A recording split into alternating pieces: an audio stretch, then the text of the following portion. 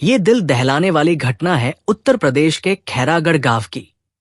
दो सगे भाई बहन किरण देवी और उसके भाई विजय यादव की ये कहानी है।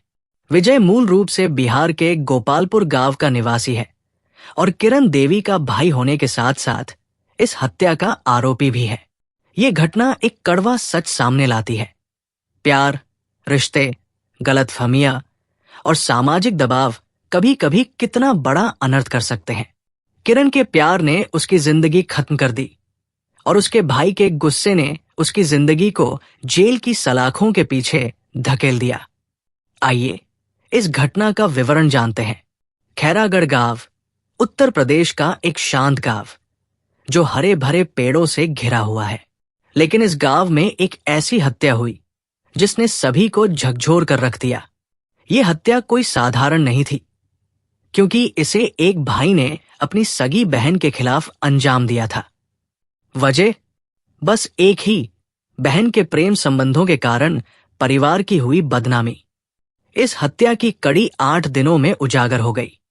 मथुरा पुलिस ने तत्परता दिखाते हुए आरोपी को गिरफ्तार कर लिया।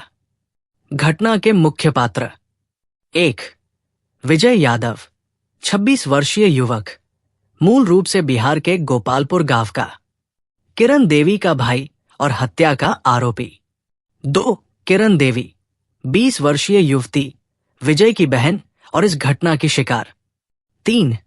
रमेश तिवारी, मथुरा पुलिस स्टेशन के पुलिस उप निरीक्षक। 4. लक्ष्मण शर्मा, सहायक पुलिस निरीक्षक। खैरागढ़ गांव में वो एक सामान्य दिन था। लोग अपने रोजमर्रा के कामों में व्यस्त थे। किरण देवी, एक चतुर और आकर्षक लड़की, अपने घर के कामों में लगी थी। उसका गांव के एक युवक आकाश के साथ प्रेम संबंध था। इस रिश्ते के कारण गांव में चर्चाएं जोरों पर थी और इसके चलते किरण के परिवार की बदनामी हो रही थी। किरण का भाई विजय यादव ये सब सुनकर बेहद क्रोधित हो गया था। परिवार की हो रही बेइज्जती वो सहन नहीं कर पा रहा था। उसने किरण को बार बार समझाने की कोशिश की, लेकिन किरण अपने प्यार में इतनी डूबी थी कि उसे किसी की बात सुनाई नहीं दे रही थी। एक शाम विजय ने फैसला किया कि अब वो अपनी बहन को हमेशा के लिए चुप कर देगा। उसने मन में क्रूर विचार बनाया और किरण को घर बुलाया। किरण को इस बात की जरा भी भनक नहीं थी कि उसका भाई क्या करने वाला है। विजय ने उससे पूछा, तुमने और आकाश ने क्या तय किया है? किरण ने मासूमियत से जवाब दिया, भैया, हम शादी करने वाले हैं। ये सुनते ही विजय का गुस्सा भड़क उठा। उसने अचानक किरण का दुपट्टा लिया और उसका गला घोंट दिया।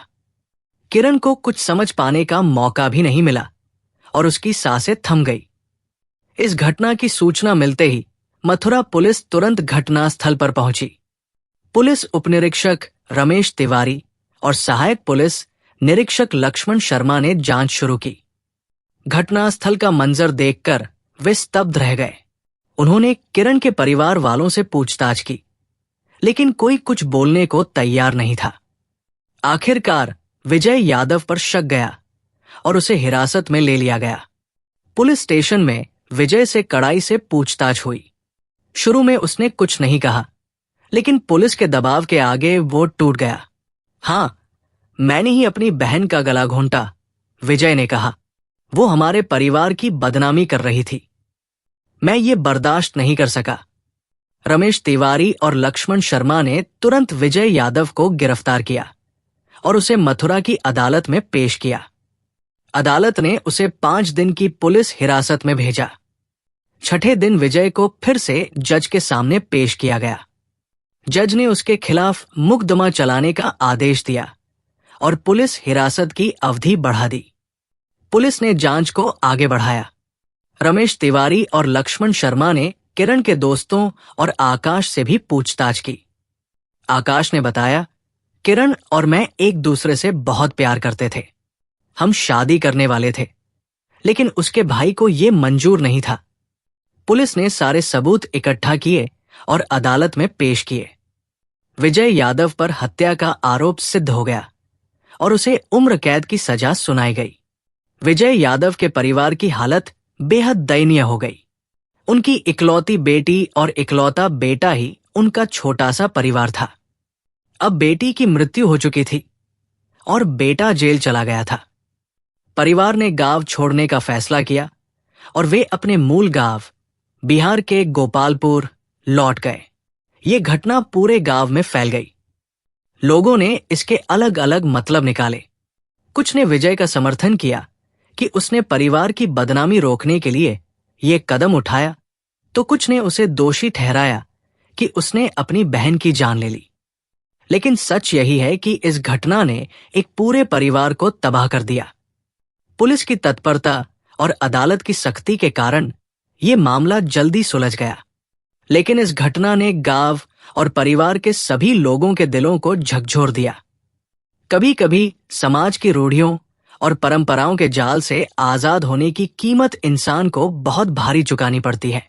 ये घटना हमें बहुत कुछ सिखाती है। तो दोस्तों, आपको ये कहानी कैसी लगी कमेंट में जरूर बताएं। और ऐसी ही क्राइम की हिंदी कहानियां सुनने के लिए हमारे चैनल डेली खबरें क्राइम कहानी को सब्सक्राइब करें, वीडियो को लाइक और शेयर करें। धन्यवाद।